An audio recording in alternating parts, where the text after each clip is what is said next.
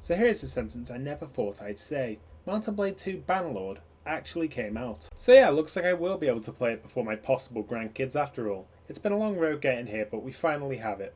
Bannerlord. And boys and girls, it is just as magical as I could have imagined. I've already put 100 plus hours into it. I know I'll overtake the hours I put into Warband for sure. The funny thing is, I currently have more hours in Bannerlord than the friend who got me into Warband.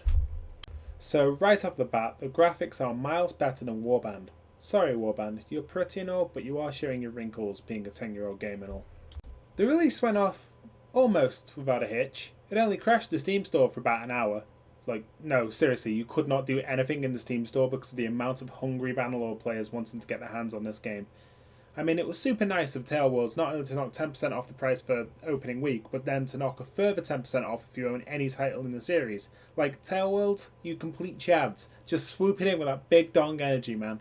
So everything about the graphics are beautiful for the most part. Some characters' faces are sheer nightmare fuel, but other than that, it's a solid experience. Very pretty looking. However, I do suggest turning off Bloom and God Rays if you don't want your computer to spontaneously combust. Seriously, I bought an RX 5700 XT, which is a beastly card. I upgraded from an RX 580 and it really kicks ass. So after tweaking some settings, it stays at a very comfortable temperature of around 55 Celsius. But before I did this, before I changed my graphics card as well, it was getting up to temps of like 70C+. Now, that's not a dangerous temp, but it's enough to get me to start sweating about whether or not my hardware is actually safe or not.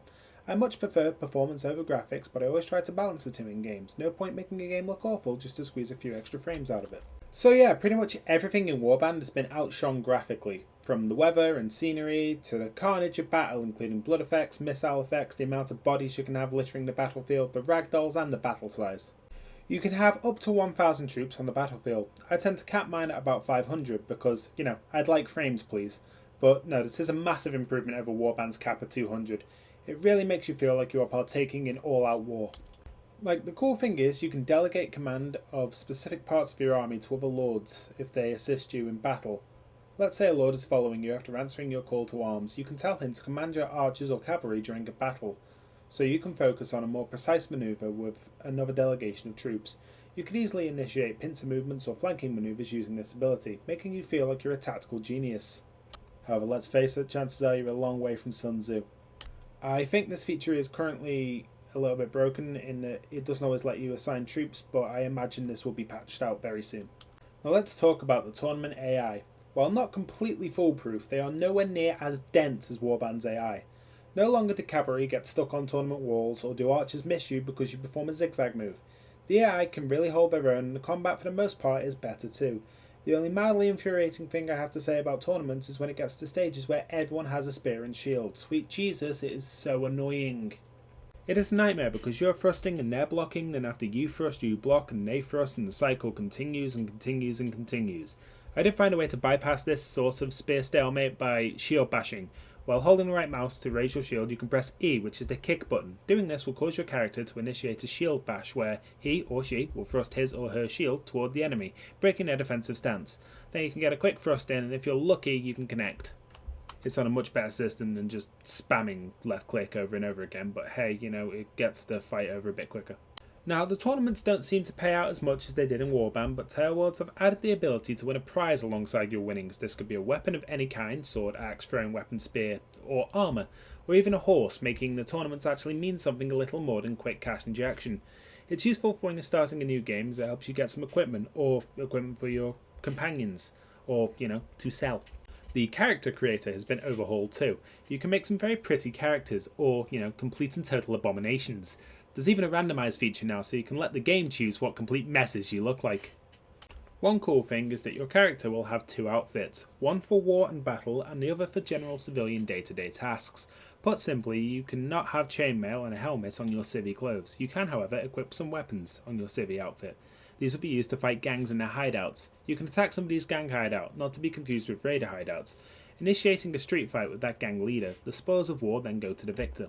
So the dead will be stripped of their belongings, you can sell them on. The captured can be sold at taverns for coins. Woo! Selling people into slavery! And for legal reasons, that was a joke, given the political climate that is sweeping the US and UK right now. But seriously though, selling prisoners of war is a very profitable endeavour, especially when you get up to 70-ish. Trading has been made so much easier with the addition of sliders and the little button allowing you to equip an item to your character without dragging it onto them.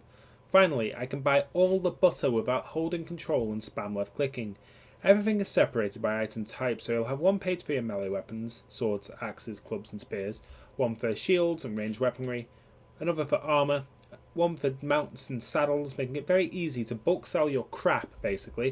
And if you're looking to buy things, you can sort by name, value of the item, as well as how many of an item a trader has. So if you took everything from a battle, you could have 100 plus articles of weaponry or clothing that you want gone from your inventory. Well, on the right side of the trader is your inventory. Click through the tabs to get to the specific group of crap you want to sell, weapons, ranged armour, etc. And press the little arrow at the top, transferring every last bit of that needless junk to the trade. It's much more streamlined than in Warband and it's much quicker. One thing that I do have to say is that the combat in Mount and Blade 2 Bannerlord isn't as spammy as it was in Warband, but it still consists of the same basic mechanics. Directional combat, the only time I spam a key is when I'm in a tournament battle with spears, in which case I have to spam the melee command to break the opponent's shield defense. I haven't really tried the multiplayer since the beta, so I won't comment on that as of right now. One thing I do miss from Warband was that in snowy biomes your cursor would be yellow to see it easier when taking shots with the bow or crossbow. That would be a nice improvement to Bannerlord. The archery and crossbows are much better to shoot in Bannerlord, as the crosshair isn't complete aids. It's an actual crosshair rather than a weird area where your projectile might go, making you far more accurate in shooting or throwing. One cool thing about battles is that your character will give audible and visual commands, raising a sword in the air as they yell "Charge!" or waving their weapon around in a circle above their head as they call for their selected unit to fall in. Currently you can issue a shield wall command, but it doesn't seem to prioritise shielded units as of right now. I presume this is a bug, and it seems that if you tell your infantry to dismount horses, it fixes the bug. I've only had to give this command once, and it appears to have fixed my infantry. So yeah, I do presume this is just a bug, and I do pray it will be ironed out in coming weeks. They have confirmed they will be adding a sandbox mode shortly, but for now there is a story campaign mode where you have to complete a few main quest tasks. Of course, you are free to just ignore that and play it like it was a sandbox mode, so really it's not that much of a problem. Like in Warband, you can get married, but unlike Warband, you can have kids and start a little dynasty. I don't know how far along in development that feature is yet. I've managed to have kids in a previous run. I had 3 daughters, 2 were named Karina. I presume that was a bug, because to have 2 siblings named the same is a bit weird. I would have shown footage of my character getting married, but the castles don't seem to have many females in them, and I was running from castle to castle for like 30 minutes before I decided fuck it. The patch notes from the 19th of June claim to have added in a lot more NPC females into the game, but I still can't find any. Edit! I have since got married in the game after using the in-game encyclopedia, press N, and finding a single lady noble. Then proceed to do the tried and tested method of save scum before the speech check and reload when you fail, and she'll be yours in no time, champ. Also, you can buy workshops, just like in Warband, to increase your income. You can also purchase caravans that will travel the lands, trading goods independently from your input, and will ferry the profits to you. I have 4, and they bring in, after paying my troops, about 3k a day. Annoyingly though, if they do get captured, which they will, they are eventually freed and will not just carry on caravanning. You have to find them again and set up another caravan, which comes at great expense to you. You can do some quests for the merchants in cities too, which will often see you engaging in illegal trading. Due to embargoes in various cities, certain merchants can't sell their stock and ask you to travel to another city to sell it for them. So far, the only consequence is that another merchant will dislike you, and, who cares? I'm on a quest to make myself rich and conquer the world. I don't care about your opinion. The UI looks so much better too. The kill feed is no longer mixed in with the important notifications you need to see, and you get a clear pop-up letting you know if you kill an enemy, which I really like. There's a few quality of life improvements too, like hit markers for hit arrows and throwing weapons. The whole thing just feels so much more fluid than Warband. Like even simple things like tabbing out of a battle when you win brings up a scoreboard telling you how each unit in the battle performs, so you can be sure of which units are the best, and it's much quicker to transition from battles to the world map and entering cities. You can do everything from a small side window that pops up, so you don't have to actually enter the city, like in Warband. The whole thing is just so streamlined. One thing I like is that looters and bandits in this game don't pussyfoot around. They can be seen in groups of like 20 or 30 sometimes, whereas in Warband it was 7 or 11. When I was on a quest to get married in this game, I came up against a group of bandits that were 100 strong. So yes, as stated, it does feel like a much better version of Warband. It's got enough new features to not just be a modern reskinning of Warband, but it does an excellent job of retaining the few bits that made Warband special. This is a sequel done right, kind of like Aliens or Mad Max 2. It really improves on the world it's trying to build, but keeps the important bits from the previous one. The AI are capable of making use of simple formations, which I hope will be improved upon as the game progresses. Like I have on numerous occasions far outmatched a foe in sheer numbers alone, and they huddle into a box formation, only really breaking when they are pelted with arrows and bolts, or if my cavalry charges toward them. I have also seen the AI use horse archers to charge toward and engage in skirmishes with my infantry, peppering them with arrows before running off to break the formation of my infantry, like complete bastards. An important thing to note is the diplomacy mechanics. You can use influence points to sway your clan to do things, whether that be to give you a castle or city that you've just captured, or to wage war or sue for peace with a faction. Be warned though that proposing policies and wars is just that, and it's a gamble as it costs a lot of influence just to put it through to a vote, so you can spend 200 plus influence points on the suggestion of starting a war with a neighbouring kingdom, only for it to be nuked from orbit by your kingdom's parliament. You can also, if you are in need of fighters, call upon a lord to assemble an army and march to your aid. Be warned though that the bigger armies cost more influence and are usually the nearer armies are the bigger ones, at least in my experience. You can turn the tide of a siege using this mechanic though. If at first you are outnumbered by an army by 4 to 1, you can call on some nearby lords to turn up at the gates with their armies too, evening the playing field a little bit. However, one little thing I wished I had improved is the fact that your troops will push you off the siege towers if the ramp gets full. The good thing is, troops can only climb ladders one at a time, which helps, but that makes ladders a rather ineffective method of assault. If you are sieging an army with other lords, the game's frame rate can sort of shit the bed and get a bit choppy, but there is a hell of a lot going on all at once. Ladders, arrows, siege towers, rams, catapults, deaths, ragdolls, etc. I was getting a bit annoyed that there had been such a period of peace when I really wanted some land to call my own. I raided a sturgeon village whilst fighting for the Vlandians. This kicked off a war and tensions got very high. The issue with starting wars this way is that it's not the diplomatic way. You'll lose a lot of influence, as I did. I plummeted down to like minus 200 influence. I had to do a lot of fighting to get it back, up to a commendable level. As without influence, you cannot call lords to help you in the event that your settlements become besieged. This can be gained by fighting lords of warring factions and doing other diplomatic deeds. Your influence points are your political currency. It costs influence points to call lords to your aid and to influence political decisions, so be warned. I suppose that when you play the Game of Thrones, you win or you die. There is no middle ground. There are massive troop trees of units in this game, like almost too many, with no way to sort them. Please, Tailworlds, allow us to sort our units with a quick sort button. You should be able to sort it either by level, unit type or faction. Please, dear lord, it's a nightmare. I mean, of course, you can sort them manually, but it's just so time consuming. You have your standard factions pretty much, very similar to Warband, but it kind of has to be because it's a prequel and so it has to have some level of consistency, I guess. But I digress. You have your lovely Vikings, sturgeons, still don't know what horses are and believe snow is essential for their survival, so they chill in the north. You have the Vlandians, these motherfuckers look like the Kingsguard from Game of Thrones pretty much. They're pretty good at owning the western part of the map. Then you have the Western Empire, or Purple, one of 3.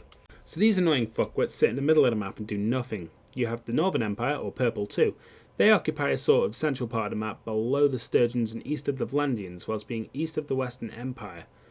You have the Southern Empire, which is sandwiched in between the Aserai and the Northern Empire. They are Purple number 3, and they're just there so Tailworlds can say we have as many factions as Warband.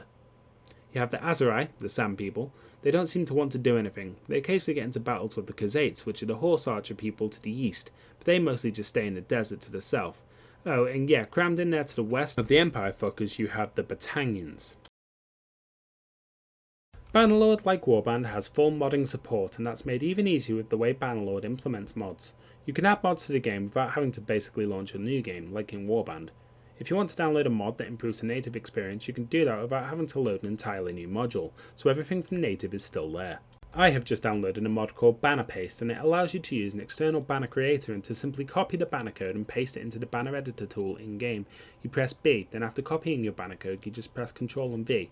So now I have a Union Jack as my clan's banner. I really hope Tailworlds give us a proper creation tool for banners, that'd be rad.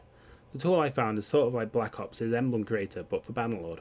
It works really well, especially seeing as the community creators for banners aren't immature 12-year-olds like in Black Ops, and I'm only comparing it to Black Ops here because from my knowledge very few games give you emblem creation tools. So that's the content of the game covered, now on to performance. Clearly with this being an early access release there will be some small bugs, or maybe for some users big bugs, but Tailworlds have been fast patching massive problems. During March they were getting a patch out almost daily, but it appears as though they've reserved such small patches and are focusing on delivering bigger patches, and some in the community moaned the patches were pointless. I would disagree. Sure, they might not have been the most pressing issues at the time of the patch, but it's nice to see consistency. I recommend a strong rig to play this game. Definitely as of right now, 16GB of RAM and a solid GPU-CPU combo. Don't set your battle size too high, and if you aren't getting ideal frames, try tweaking the settings, like I mentioned before. Turning off God Rays and Bloom will help with temps and frames. Obviously having decent case cooling will also do a brilliant job of helping with your temps, but still. Now, unless of course you have computers more impressive than Elon Musk at SpaceX, you will get some big FPS drops. My battle size is 500 max, it still struggles, so maybe lower the battle limit lower if you don't have a beastly rig. I didn't want to actually capture footage of it though because it wouldn't look very good, all stuttery and shit. So thank you for tuning in to listen to me ramble about this game, of which is definitely a great successor to the Mountain Blade saga. It gets a definite thumbs up from me, even if some quests are unfinished as of the time I write the script and review. It is definitely rough in a few areas, and of course it's not representative of the final product as it is still early access. Some parts are incomplete and other parts are yet to be implemented, but I have no doubt that Tale Worlds are going to blow it out the water. And of course, no one is forcing you to buy it. Perhaps if the uncertainty of whether or not the game will be improved a lot or a little concerns you, then maybe hold off until a more complete patch is released. You know, something that's a bit closer to the proper 1.0 release when it leaves early access, although that could be some years away yet. Regardless, there is definitely enough content to justify the asking price of £39.99. There is a lot for an early access game, but it's still cheaper than a AAA release.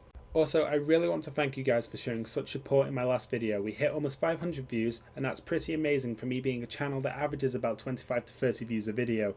It honestly means the world to me, and it gives me the boost I need to get off my arse and make more videos. You know, if the demand is there, I'm here to serve. I mean, sure, the adage of build it and they will come applies, but that doesn't seem to have worked so far. But you know the score. Like, comment, rate, share, subscribe, and follow me on Twitter and join my Discord, you bunch of apes. I've been PapaScho, your holy, humble knight, and I wish you a good day. Stay safe out there. Skull, Prost, cheers.